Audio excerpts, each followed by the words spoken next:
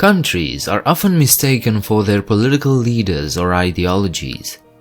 Russia is, I think, a great example of this. But a country, a nation, is not about politics. It's about the people that live there, the little details that make them unique. Today we'll take a look at the Russian Oblast of Lipetsk and find out what's unique about them. Hello and welcome to 7 Facts. Lipetsk is yet another unknown corner of the gigantic country that is Russia, so I guess a little introduction is in order. The oblast is quite small when compared to other Russian regions, just 24,000 square kilometers, although that makes it bigger than Israel, for instance. But unlike Israel, where nearly 10 million people live, Lipetsk hosts a little over 1.1 million people, so it's nearly 10 times less crowded. You'll find it in the European side of Russia, somewhere in the center. Unless you're a geography enthusiast or actually come from this place, it's unlikely you've heard of Lipetsk up until this point. Which means that we have a lot to talk about. So let's get started. Before Russia was ever a thing, the territory that is now Lipetsk was of course already inhabited. Baltic tribes used to call this area their home in those times. However, once the Slavic tribes arrived in Eastern Europe, they gradually assimilated and displaced these Baltics. This happened around the 7th century AD, and it was the Vyatichi tribal union that did this, in case you were wondering. These people were not easy to conquer. They were the last East Slavs to be included in the medieval kingdom of Kievan Rus.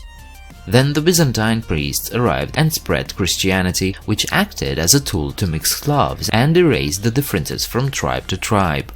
But when the Mongols arrived in the 13th century, everything changed. The lands were devastated and many locals died, were sold into slavery, or ran towards more powerful states like Moscow or Lithuania. Eventually, centuries later, the Mongols and Tatars were pushed out and gradually Moscow gained control over these lands. And this is the very short version of the Oblast's history. The Oblast is named after its capital city, Lipetsk.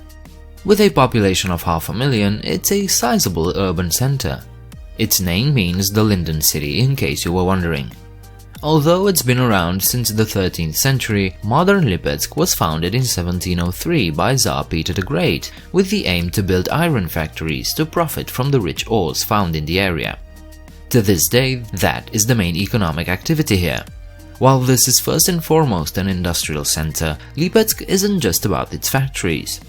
Museums, theaters, art galleries, sports centers are spread throughout the city. Not to mention the fact that there are numerous resorts and health centers here. Lipetsk is certainly not a tourist destination, but if you happen to end up here, you'll actually find that it's a pretty nice place. After World War I, near Lipetsk there was a clandestine military aviation base, the Kampffliegerschule Lipetsk. If that sounds a bit too German, you're right. It was a German facility, operated in total secrecy. The reason was that after World War I, Germany was forbidden to have an air force. So they made a deal with the USSR to maintain a training school for fighter pilots away from the vigilant eyes of the victors. It was one of the few ways Germany was able to maintain and develop the future of its air force that would later become the Luftwaffe. While I'm sure you already guessed this, in the early 1930s the political situation for the flight school began to change. Germany was already seeking more recognition and freedoms, which made the airfield a bit unnecessary. But when the Nazis came to power in 1933, there was an obvious ideological gap, so in September that year the airbase was closed. But after the closure of this German affair, the airbase was put to use by the Russians, and it sort of became a big deal. Today, that airbase is still around, operating as the combat training center of the Russian Air Force. It's kinda like the Russian version of the US Nellis Air Force Base.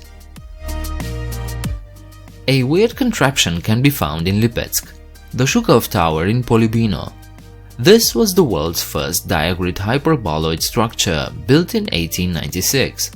A diagrid, or diagonal grid, is a framework of diagonally intersecting metal, concrete, or wooden beams that is today used in construction. And this tower was the first to use this concept. It was built by Vladimir Shukov for the 1896 All-Russia Industrial and Art Exhibition. Today it may not seem like a big deal, but back then it was a revolutionary idea that was later adopted by many architects abroad. So, if you come across these kinds of structures, now you know where they came from. As I said, the whole reason for modern Lipetsk's being was ironworks, and to this day it remains a big deal. Lipetsk is the core of the largest agglomeration in Russia with a full-cycle ferrous metallurgy. For instance, the Novolipetsk metallurgical plant is the largest steel plant in the country and one of the largest in the whole wide world. Hundreds of thousands of tons of steel and cast iron are produced in Lipetsk every year, supplying not only the Russian market but also a large number of other countries. While this indeed provides a lot of jobs for the people and a lot of money for the local government, there are of course some downsides to this, namely pollution. While some measures have been put in place and pollution was slightly reduced in recent years, Lipetsk remains a polluted city. The Novolipetsk plant alone emits some 270,000 tons of carbon monoxide and dioxide every year, which actually puts it in the top polluters on the planet. From the polluted air of Lipetsk city, let's jump right into nature. One of the oblast's largest natural areas is Galicha Gora.